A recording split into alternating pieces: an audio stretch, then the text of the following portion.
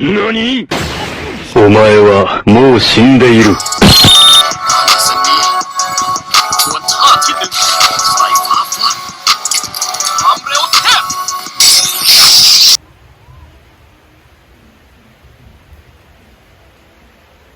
Hello everyone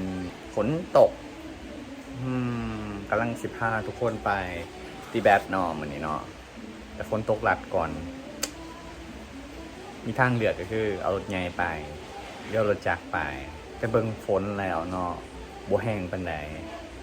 ขี่รถจักรไปดีกว่าบ่วะตัดสินใจแล้วเนาะขี่รถจักรไปแล้วกันกันทงไปเอาอย่าบ่ตกแห้งหรอกมั้งประหยัดน้ำมันตัวนี้น้ำมันแพงไป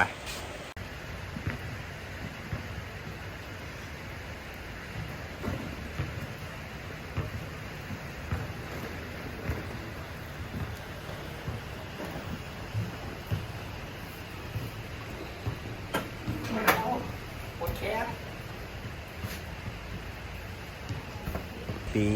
ยกไหมฉันว่าไม่เท่าไหร่ตากฝนแค่นี้ดีกว่าเปลืองน้ำมันหอดแล้วเนาะทุกคนเนาะบอลที่เขาจะมาตีปีกไก่กัน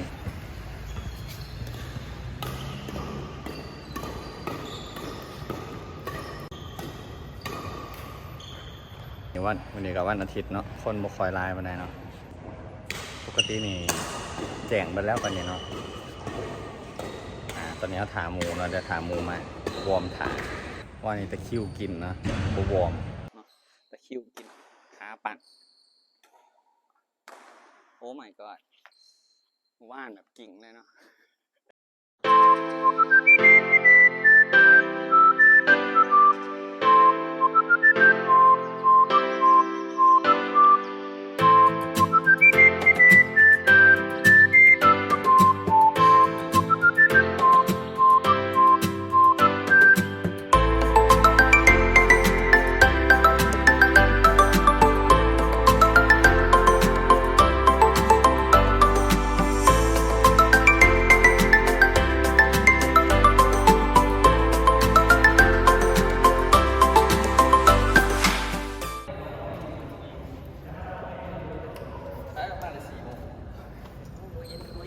ไปต่อ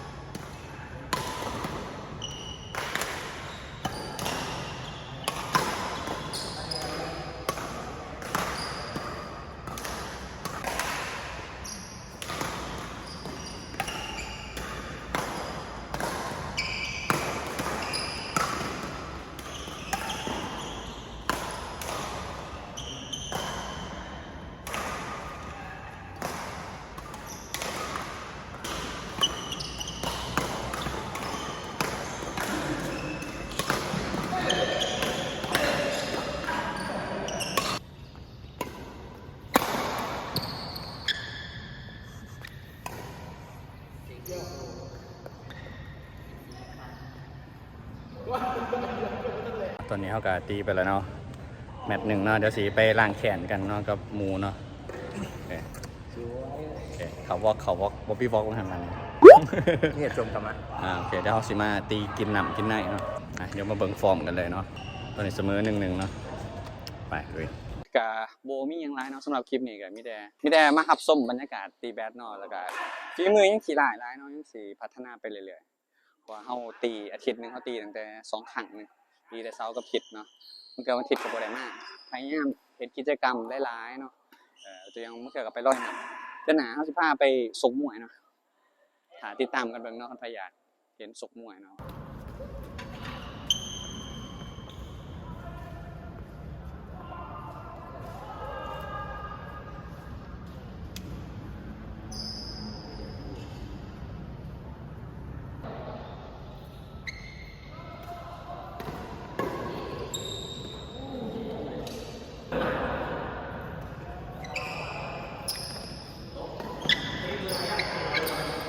เ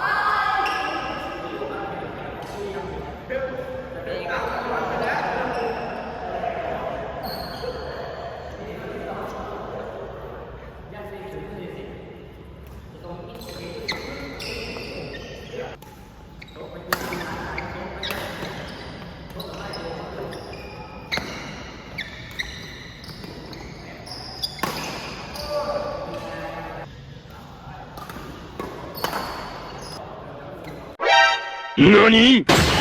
お前はもう死んでいる。เส้นนี้ทวนท่าที่หนึ่งสายฟ้าฟาดความเร็วเทพ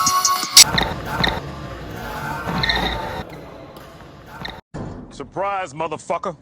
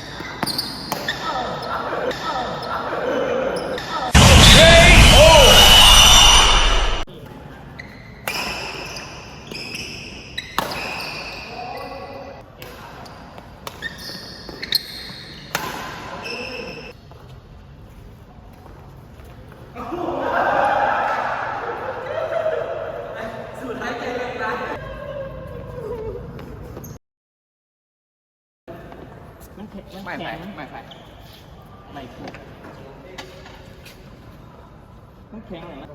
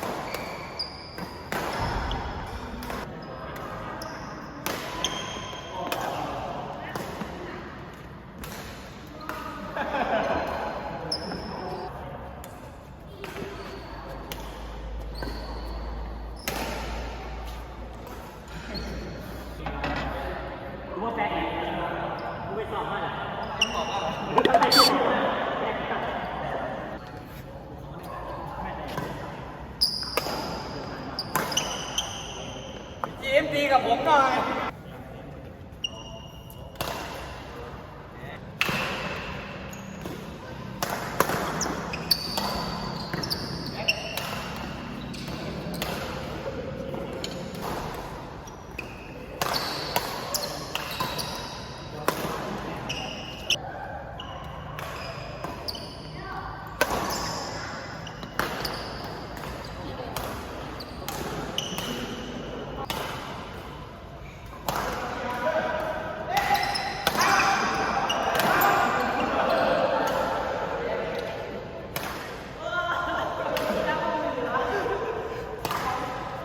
ตนาไป2 เกมเนาะตีก็พวกกาก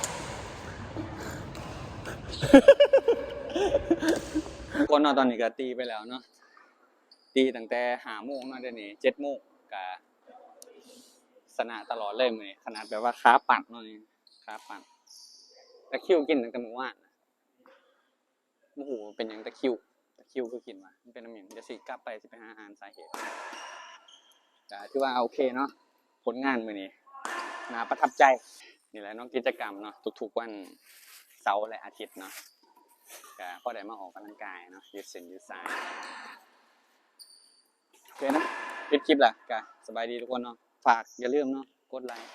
กดแชร์นะกดติดตามกด Subscribe โอเค ให้มันฮอดให้มันมีจักคลิปในเนาะฮอด 10,000 วิวเนาะปึ๊บโอเคท่านนี้แหละบ๊ายบายทุกคนขอบใจทุกคนสำหรับการ Subscribe บ๊ายบาย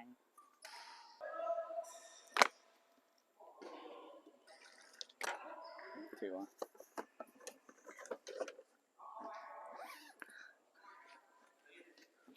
โอเคนะทุกคนเจอกัน